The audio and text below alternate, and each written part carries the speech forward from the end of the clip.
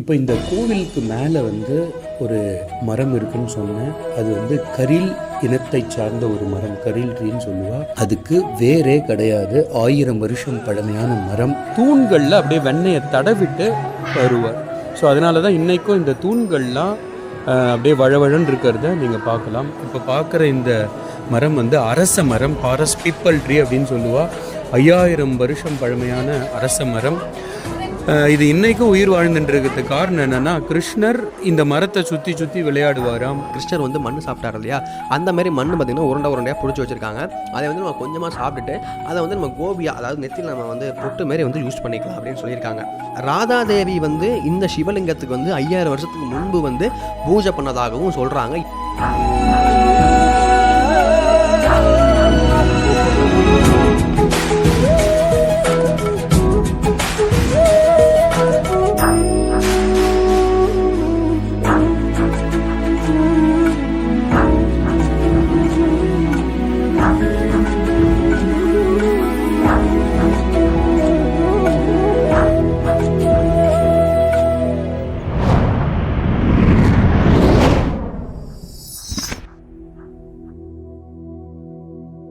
நாங்கள் ரூமில் இருந்து மதுரா, விருந்தாவனம், கோகுலம் ஃபுல்லாக எக்ஸ்ப்ளோர் பண்ணலான்னு சொல்லிட்டு மார்னிங் 6 o'clock ரெடி ஆகிட்டோம்.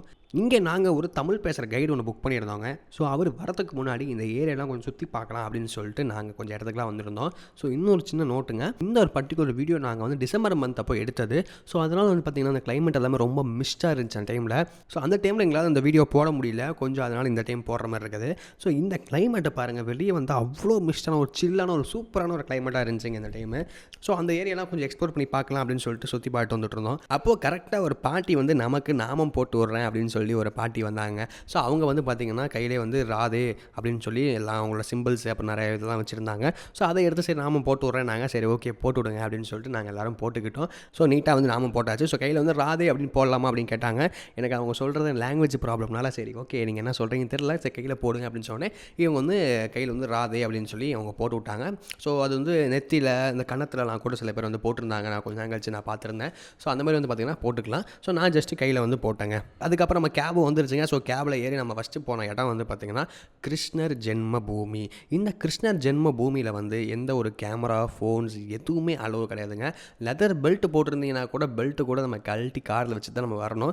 ஏன் இந்த ஒரு பர்டிகுலர் பிளேஸில் இவ்வளோ ப்ரொடக்ஷன் அப்படின்னு பார்த்தீங்கன்னா, இந்த இடத்துல ஒரு மஜித் இருக்குது. அதேமாதிரி அட் த சேம் டைம் ஒரு கிருஷ்ணர் கோவில் இருக்குது. ஒரு ஹிந்து கோவில் ப்ளஸ் முஸ்லீம் கோவில் இருக்கிறனால இந்த இடத்துல நிறையா ப்ராப்ளம்ஸ் வரும் அப்படிங்கிற ஒரு காரணத்துக்காக சுற்றிலும் பார்த்திங்கன்னா ஆர்மிஸோட ப்ரொடக்ஷன்ஸோட தான் இந்த இடத்துல இருக்கும். நம்ம எந்த ஒரு ஃபோன்ஸோ இல்லை எலக்ட்ரானிக் டிவைஸ் எதுவுமே உள்ள அலோடு கிடையாது. அதை ஃபுல்லாக நாங்கள் பார்த்து முடிச்சாச்சு. அதை வீடியோ ஷூட் எதுவும் பண்ண முடியல. பசியாக இருந்தனால ஒரு ஹோட்டலில் போய் சாப்பிட்லாம் அப்படின்னு சொல்லிட்டு நாங்கள் ஃபஸ்ட்டு ஒரு ஹோட்டலில் போய் சாப்பிட்டாங்க.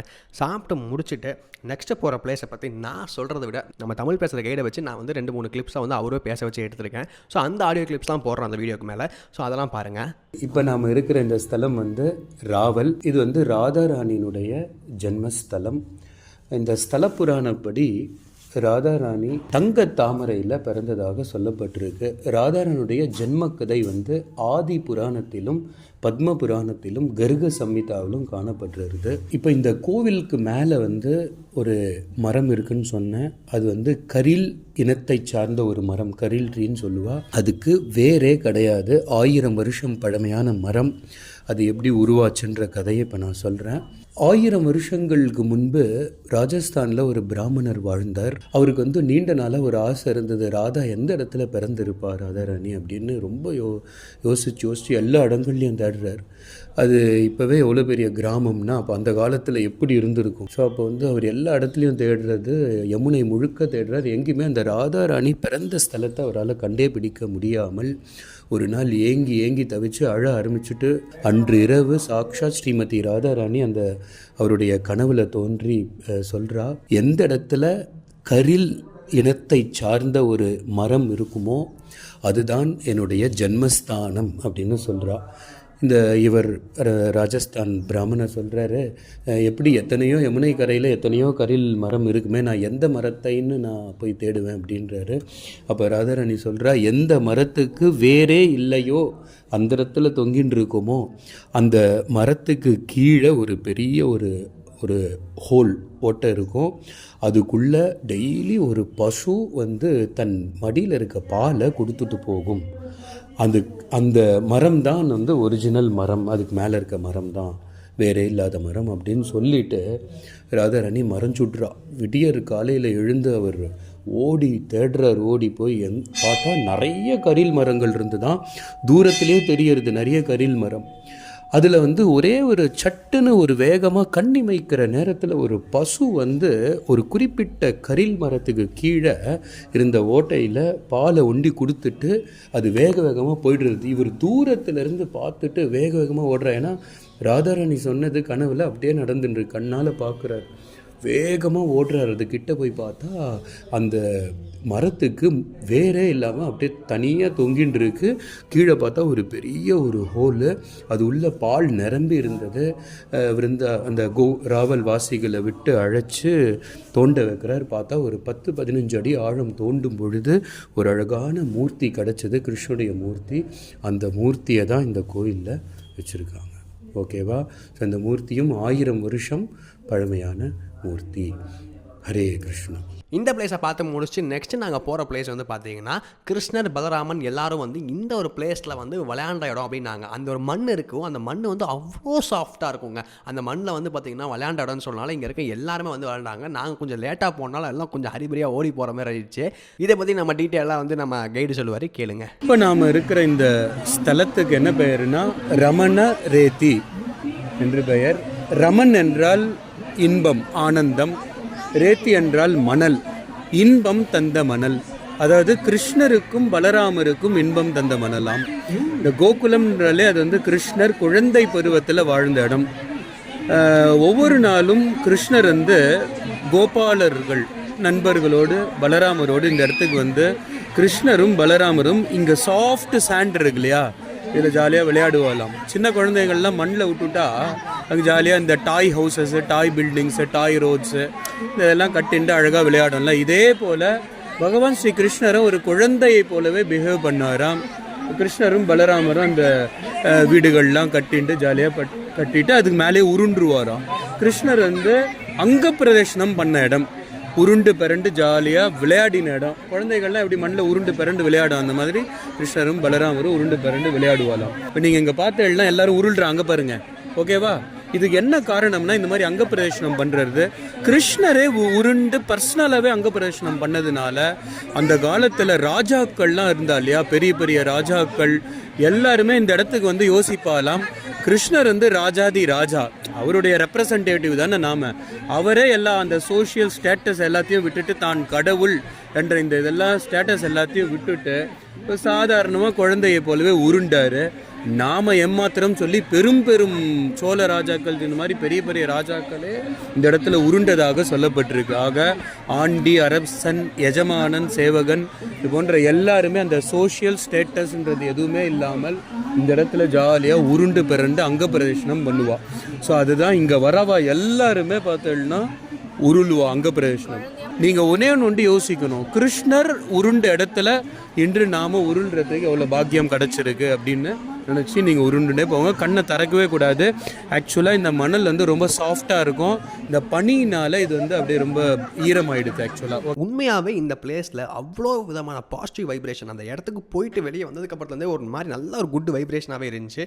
அதுக்கு நேர் ஆப்போசிட்டில் வந்து பார்த்திங்கன்னா ஒரு பெரிய கிரவுண்ட் இருந்துச்சு. அந்த கிரவுண்டில் வந்து பார்த்திங்கன்னா நிறையா மான், அப்புறம் வந்து மயில், வான்கோழின்னு சொல்லிட்டு நிறையா ஒரு இடத்துலையும் ஒன்று வச்சுருந்தாங்க. இங்கே வரக்கூடிய பக்தர்கள் எல்லாரும் அந்த மான்களுக்கெல்லாம் வந்து பார்த்திங்கன்னா உணவளிக்கிற மாதிரி நெல்லெல்லாம் வாங்கி கொடுத்துட்டு இருந்தாங்க. ஸோ அதெல்லாம் நானும் வாங்கி கொடுத்து எல்லாம் பண்ணி முடிச்சுட்டு நெக்ஸ்ட்டு வந்து பார்த்திங்கன்னா வேறு ஒரு பிளேஸுக்கு போனோம். அது வந்து பார்த்திங்கன்னா ஒரு சின்ன ஒரு டெம்பிள் தான். அங்கே இருந்து இன்னொரு பிளேஸுக்கு போயிருந்தாங்க. அந்த ஒரு பிளேஸ் வந்து பார்த்திங்கன்னா ரொம்ப ஒரு பழமையாக ஒரு மலை மாதிரி ஒரு ஸ்ட்ரக்சரில் கொண்டு வந்து அது மேலே வந்து ஒரு கோவில் வச்சுருந்தாங்க. இங்கே மாதிரி இருக்கிற எந்த கோவிலையும் வந்து பார்த்திங்கன்னா பர்டிகுலராக ஒரு க்யூ வரிசையோ இல்லை அந்த மாதிரி எதுவுமே ஃபாலோ பண்ணல. எல்லாருமே பேட்ச் பேட்சாக வந்தாங்க, பேட்ச் பேட்சாக பார்த்தாங்க, பேட்ச் பேட்சாக போயிட்டாங்க. ஸோ அதேமாதிரி தான் இங்கே இருக்க எல்லா கோவிலுமே இருந்துச்சு. இங்கேயும் பார்த்திங்கன்னா வந்து முக்கியமாக வந்து ராதைக்கு தான் இந்த ஊரில் இருக்கவங்க எல்லாருமே வந்து ஃபஸ்ட்டு ப்ரிஃபரன்ஸ் இம்பார்ட்டன்ஸ் கொடுத்து பண்ணுறாங்க. கிருஷ்ணர் ஜென்மபூமின்னு சொல்கிறாங்க, ஆனால் பட் கிருஷ்ணருக்கு கோவில் வந்து ரொம்ப ரொம்ப கம்மியாக தான் இருக்குது. இங்கே எல்லா இடத்துலையும் முக்கியமாக தெரியுது வந்து பார்த்திங்கன்னா ராதே தான். ஸோ ராதேக்கு தான் அவ்வளோ விதமான கோவில்ஸ் இருக்குது. ஸோ அப்படி ஒரு கோவிலில் பார்த்திங்கன்னா இந்த இடத்துக்கு வந்திருந்தோம். இது ஒரு விதமாக நல்லா இருந்துச்சுங்க. கீழே வந்து பார்த்திங்கன்னா பூரி ஜெகநாதர் அவங்களோட இதெல்லாம் வச்சுருந்தாங்க. கீழே வந்து பெட் மேரில் வச்சுருந்தாங்க. நைட் ஆனால் அந்த சிலையெல்லாம் எடுத்து அவங்க பெட்டில் வந்து படுக்க வைப்பாங்களாமா, அப்படிலாம் சொல்லியிருந்தாங்க அவங்க.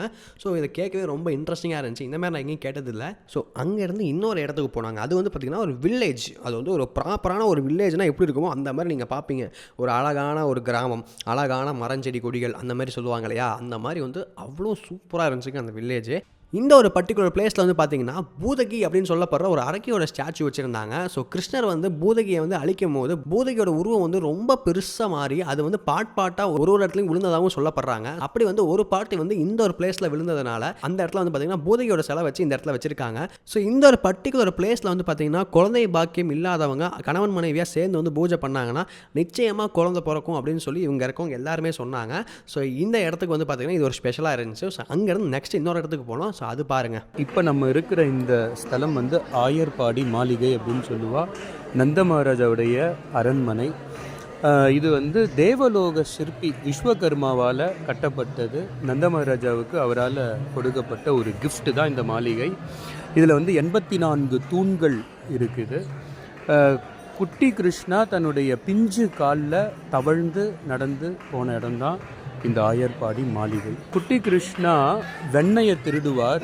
ஸோ அது வந்து யசோதா மையா வந்து இந்த ஓப்பன் கோர்ட்யார்டில் தான் உட்காந்துட்டு வெண்ணையை தயாரிக்கும் போது கிருஷ்ணர் உள்ள அந்த டைமை வந்து சாதகமாக பயன்படுத்திட்டு வெண்ணையை திருடுவார். இப்போ யசோதா மையாவுக்கு கொஞ்சம் லேட் ஆகிடுதுன்னா யசோதா மையா குரல் கொடுப்பா, ஏய் லாலா நீ என்ன பண்ணுற, நீ சவுண்டு வரலன்னு சொல்லும்போது குட்டி கிருஷ்ணா அந்த வெண்ணையை திருடி சாப்பிட்டுன்னு இருக்கும்போதே அந்த வெண்ணெய் கையோடு வர முடியாது, அம்மா அடிப்பாளுன்னு சொல்கிறதுக்காக அவர் அந்த தூண்களில் அப்படியே வெண்ணெயை தடவிட்டு வருவார்.